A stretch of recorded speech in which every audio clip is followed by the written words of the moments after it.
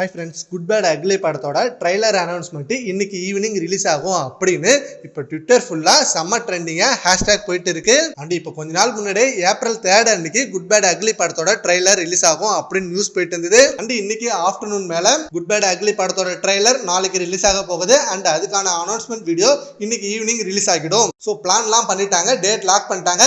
April 3 அன்னைக்கு trailer release பண்ணிட்டு April 4 அன்னைக்கு டிக்கெட் புக்கிங் ஓபன் பண்றாங்க. Biggest plan. அண்ட் ஆல்சோ இது ஒரு பக்கம் இருக்க குட் பேட் அக்லி படத்துக்காக ஆஃப்லைன் ப்ரமோஷனை ஏகே ஃபேன்ஸ் ஒவ்வொரு ஏரியாலையும் ஸ்டார்ட் பண்ணிட்டாங்க. இப்போ மைத்ரி மூவி மேக்கர் சைட்ல இருந்து ஆஃப்லைன் ப்ரமோஷன் வீடியோவை அவங்க அபிஷியலா ரிலீஸ் பண்ணிருக்காங்க. ஏகே ஃபேன்ஸ் வேற லெவல் சம்பவம் அப்படின்னு. அண்ட் இப்போ ஸ்டார்ட் பண்ணதுல இருந்து ரிலீஸ் டேட் வரைக்கும் சம்பவம் வெறித்தனமா இருக்கும்.